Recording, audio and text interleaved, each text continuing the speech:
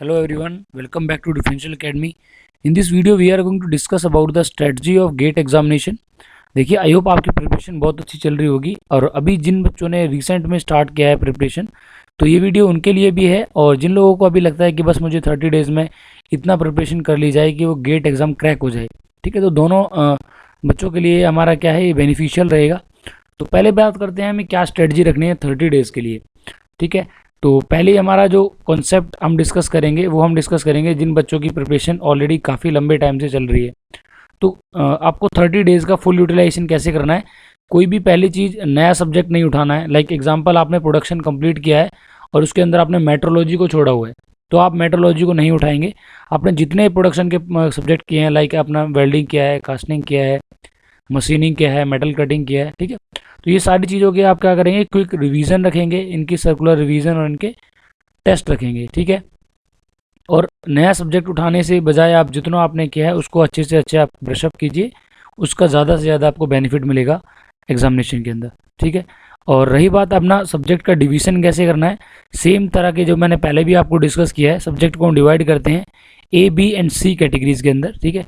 ए के अंदर हमारे वो सब्जेक्ट आते हैं जिनका बहुत ज़्यादा वेटेज है, जैसे एग्जाम्पल है हमारा थर्मोडाइनमिक्स है, ठीक है, प्रोडक्शन है, और प्रोडक्शन के बाद हम इसमें डिस्कस करते हैं आपका इंजीनियरिंग मैथमेटिक्स, ठीक है, इंजीनियरिंग मैथ्स, और हमारा क्या है, theory of machine and strength of material. ये हमारे बेसिकली ए कैटेगरी के सब्जेक्ट है जिनमें मोस्टली हमारे टॉपिक्स जो क्वेश्चन होते हैं वो कवर कर लिए जाते हैं, ठीक है। आई होप आपको क्लियर आ रही होगी आवाज़। बेसिकली अभी क्या है, काफ़ी टाइम से मेरा थोड़ा गला ठीक नहीं है तो इस वजह से आवाज़ थोड़ी आपको कम अच्छी लग रही होगी, ठीक है, उसके लिए माफ़ी चाहता हूँ। और सेक्शन बी में हम डिवाइड करते हैं बेसिकली फ्लूइड मैकेनिक्स, ठीक है, फ्लूइड मैकेनिक्स, ठीक है। हाँ, बेसिकली हम इसमें मशीन्स रखते हैं। फ्लूइड मैकेनिक्स हम एक सेक्शन में भी कर सकते हैं depending upon the GATE examination. कई बार क्वेश्चन ज़्यादा आते हैं एफएम से, कई बार हमारे क्वेश्चन कम आते हैं, तो इसलिए मैंने इसको बी में रखा हुआ है, ठीक है। फिर इसके बाद हम रखते हैं मशीन डिज़ाइन एंड आरएसी, जो कि हमारा एप्लीकेशन है थर्मल का, एंड आईसी इंजन, ठीक है। और सी के अंदर हमारा बेसिकली आएगा power plant and fluid machines. अगर मैं मैकेनिक्स यहाँ लूँगा तो ये मशीन्स हो जाएगा, ठीक है।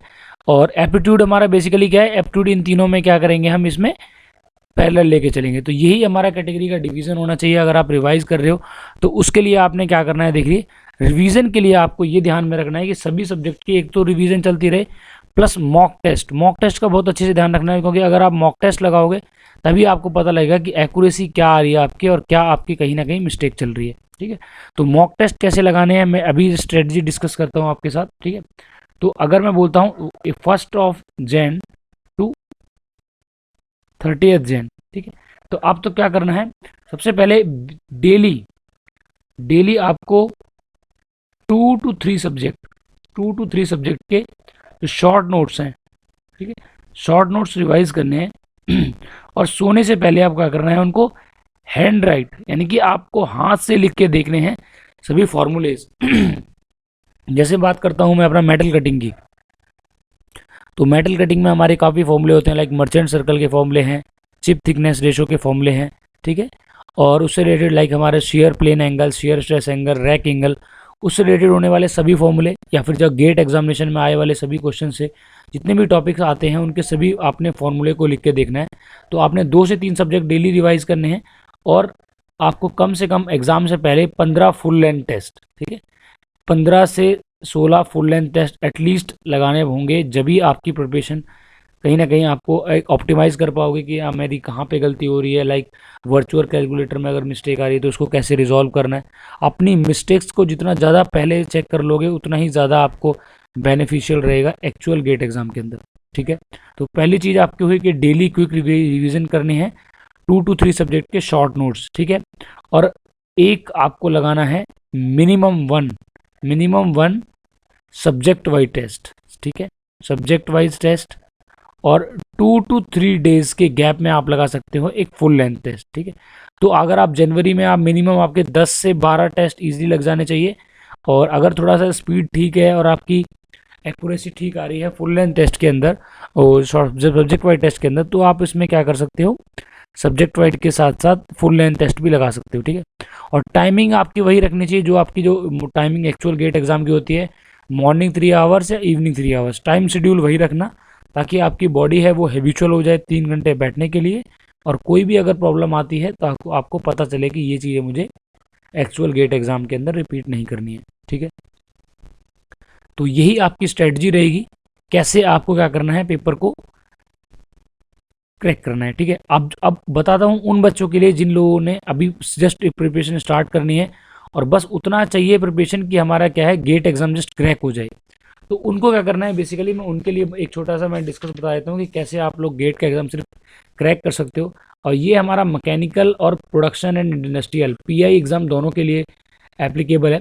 तो फर्स्ट ऑफ ऑल आपको क्या करने हैं, सब्जेक्ट डिवाइड करने हैं सिर्फ ए बी सी के अंदर, और वो भी सिर्फ वो सब्जेक्ट जिनका वेटेज आपको सिर्फ क्वालिफाई करने के लिए बेनिफिशियल है। तो सबसे पहले आप ए में रखोगे यहाँ पे एप्टीट्यूड, ठीक है, and engineering math. Engineering math के अंदर आप वो टॉपिक कर सकते हो लाइक जैसे आपका है मैट्रिक्स एंड डिटर्मिनेंट, ठीक है, लीनियर अलजेब्रा के कुछ टॉपिक्स, ठीक है, वेक्टर के बेसिक्स टॉपिक जो क्वेश्चन आए हुए हैं। और उसके बाद आप क्या कर सकते हो, एक है आपका न्यूमेरिकल मेथड, जिसमें सिम्पसन के फॉर्मूले आते हैं, सिम्पसन 1/3 है, और उसके बाद आपका आरके मेथड है, ठीक है, बाइसेक्शन मेथड है। इनके काफ़ी क्वेश्चन रिपीट होते हैं, तो इनको आप इजीली अपने रिवीजन करते जाइए। और करने का तरीका वही है, इंजीनियरिंग सर्विसेज के प्रीवियस ईयर और आपका गेट का प्रीवियस ईयर, ठीक है। इससे बाहर आपको कुछ नहीं करना है, क्वालिफाई करने के लिए इतना सफिशिएंट है, इससे आपको कॉन्सेप्ट बिल्ड होगा, ठीक है। और आपको सब्जेक्ट करना है प्रोडक्शन इंजीनियरिंग, ठीक है। और उसके अंदर और क्या कर सकते हो आप, thermodynamics and strength of material. Strength of material का भी डेप्थ में नहीं, बेसिकली जो 1 मार्क्स के क्वेश्चन है और 2 मार्क्स के थोड़े बहुत क्वेश्चन कर सकते हो, क्योंकि काफ़ी ज़्यादा पोर्शन इसका दोनों तरह से पूछा जाता है, 1 मार्क है और 2 मार्क क्वेश्चन भी है, ठीक है। और प्रोडक्शन में आप क्या कर सकते हो, basically metal cutting, casting, welding, और आपका थोड़ा बहुत अगर पोर्शन हो सकता है मेट्रोलॉजी का, अगर पॉसिबल है तो कीजिए, बिकॉज एक से 2 क्वेश्चन आता है मेट्रोलॉजी का, उससे क्वेश्चन नहीं आता है बाकी, ठीक है। बी सेक्शन में आप ले सकते हो IC engine and RAC, clear, ठीक है। और कुछ क्वेश्चंस मशीन डिज़ाइन के अगर पॉसिबल है तो इतना करके चलो, इजीली हो जाएगा, ठीक है। पावर प्लांट के जस्ट फॉर्मूले आपने देखने हैं, तो इसमें मैंने बहुत मेजर सब्जेक्ट नहीं लिए हैं, बेसिकली ये आरएसी का ये सब हमारा थर्मल का क्या है एप्लीकेशन है, इसमें डिज़ाइन लिया है, इसमें प्रोडक्शन एंड सॉन्ग। चाहो तो थर्मोडाइनमिक्स का आप पूरा कंप्लीट नहीं कर सकते, बेसिक तो आप बेसिक कीजिए, first law, second law and entropy, क्योंकि 80% थर्मो का कंटेंट है वो यहीं से रिपीट होता है, first law thermodynamics, second law of thermodynamics and entropy concept, ठीक है। Availability, irreversibility and pure substance से बहुत रेयर क्वेश्चंस आते हैं, ठीक है। तो इतने टॉपिक भी अगर आप करोगे तो easily 35 to 40 marks easily gain कर लोगे, और आप इजीली कोई भी अच्छा कॉलेज एमटेक के लिए चूज़ कर सकते हो, या आपको रहता है कि मुझे सिर्फ गेट क्वालिफाई करना है और अपना लेवल इसके बाद मैं नेक्स्ट ईयर इजीली बिल्ड कर पाऊंगा, तो उसके लिए सफिशिएंट है, ठीक है। और पैटर्न वही है जो मैंने पहले भी कई बार बताया है। फर्स्ट ऑफ ऑल आपको क्या करना है, शॉर्ट नोट्स रिवाइज करने हैं, फॉर्मूले रिवाइज करने हैं, और फॉर्मूले हाथ से लिख के देखोगे जितना हो सके पॉसिबल। देन इसके बाद करना है PYQ, प्रीवियस ईयर क्वेश्चन बहुत ज़्यादा बेनिफिशियल है, उससे आप हैबिचुअल होगे गेट के पैटर्न से। और इंजीनियरिंग सर्विसेज ESE के क्वेश्चंस 1 और 2 मार्क के, 1 मार्क के जितने भी आते हैं, ठीक है। यही तरीका आप अपनाओगे, बहुत अच्छा एग्जाम जाएगा। कोई भी डाउट होता है आप डायरेक्ट मुझे मैसेज कीजिए, मेल कीजिए, सब कुछ मैंने डिस्क्रिप्शन में दे रखा है, ठीक है। तो मिलते हैं नेक्स्ट वीडियो के अंदर। Good luck for the preparation, good luck for the GATE exam.